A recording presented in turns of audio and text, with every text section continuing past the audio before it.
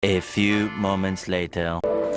Hai semua, kembali lagi bersama saya Nadia Musmatul Umah dari kelas PGMI 3C.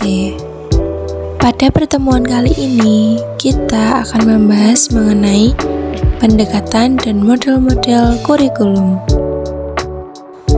Terdapat beberapa subbab pada pembahasan kali ini. A. Pengertian pendekatan dan model-model kurikulum. B. Ciri-ciri model pembelajaran. C. Pola pembelajaran tradisional. D. Pola pembelajaran bermedia.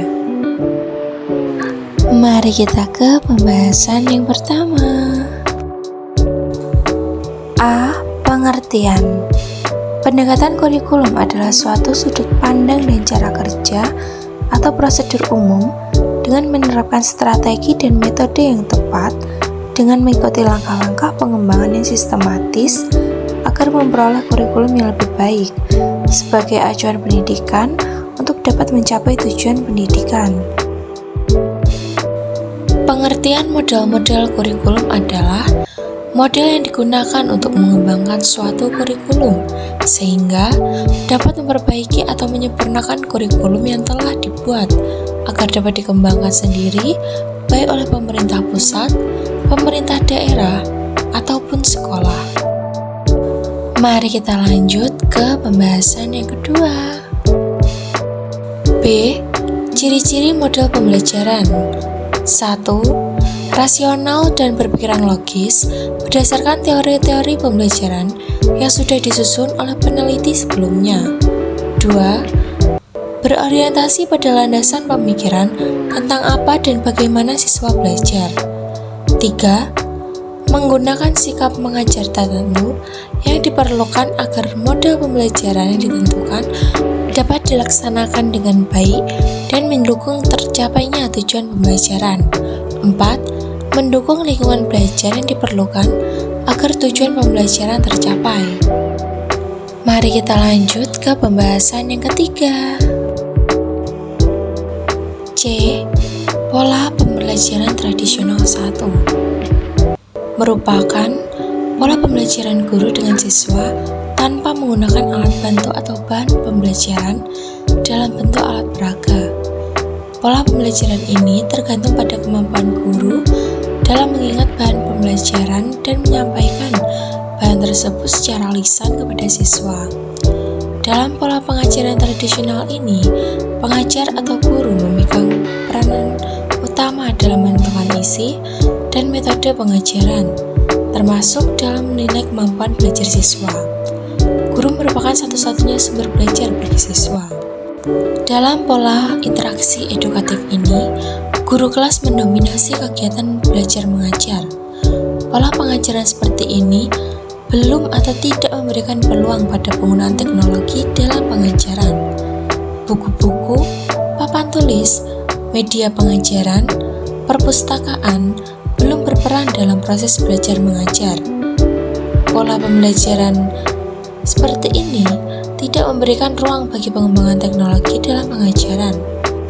Pola pengajaran tradisional dalam pengajaran bahasa asing akan lebih bertumpu pada keterampilan menulis, keterampilan menyimak, dan berbicara hanya kadang-kadang.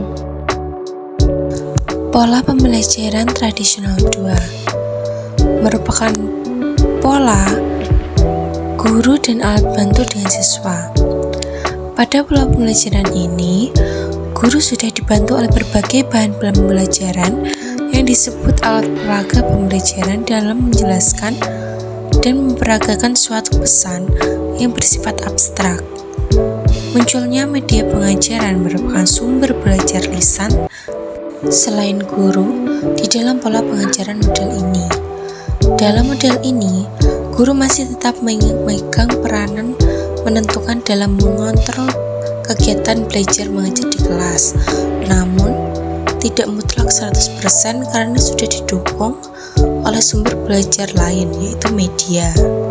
Dalam pengajaran bahasa asing, guru juga dituntut untuk mampu mengoperasikan media pengajaran yang ada, baik tinggal memanfaatkan ataupun media yang harus dibuat.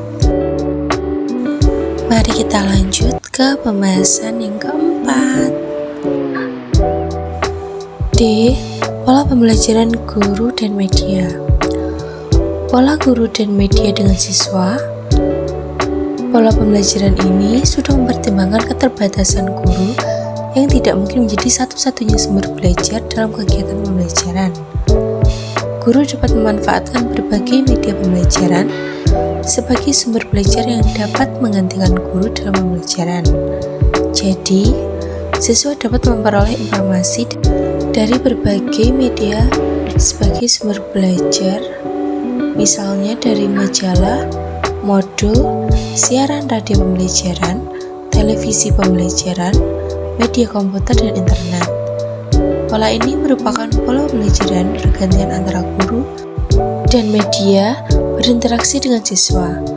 Jadi, pola pengajaran yang berbentuk ini adalah pola yang menghadirkan di satu sisi dan guru dengan media di sisi lain dan bersama-sama berinteraksi dengan siswa. Dalam hal ini, kehadiran guru berfungsi untuk melakukan kontrol terhadap disiplin dan minat belajar siswa. Sumber belajar yang berbentuk media akan mengontrol penyajian materi pembelajaran. D. Pola pembelajaran bermedia. Pola pembelajaran media dengan siswa atau pola pembelajaran jarak jauh menggunakan media atau bahan pembelajaran yang disiapkan. Bahan atau materi pembelajaran apa saja yang kemudian bahan tersebut diaplikasikan pada media sebagai sumber belajar siswa yang utama. Pola pengajaran ini muncul sebagai jawaban akan semakin meningkatnya kebutuhan dalam kegiatan belajar mengajar, baik dari sisi jumlah maupun mutu. Lalu, di mana letak tugas pengajar pada pola ini? Tenaga pengajar yang profesional dapat diberi tugas untuk mempersiapkan bahan pengajaran secara sistematis dan terprogram dalam bentuk modul atau paket belajar. Keadaan siswa yang telah cenderung belajar dengan sistem mandiri akan memudahkan mereka dalam berinteraksi langsung dengan media pengajaran yang telah dipersiapkan oleh para ahli media dan guru. Dalam pengajaran bahasa asing, pola ini tidak mewajibkan bahkan meniadakan guru. Pengajaran berlangsung dengan media pengajaran. Misalnya, dalam proses belajar mengajar dengan modul, mesin pengajaran, dan pengajaran berprogram dalam belajar mandiri. Kelemahan dari pola ini adalah bahwa dalam kenyataannya, media tidak dapat mendidik siswa.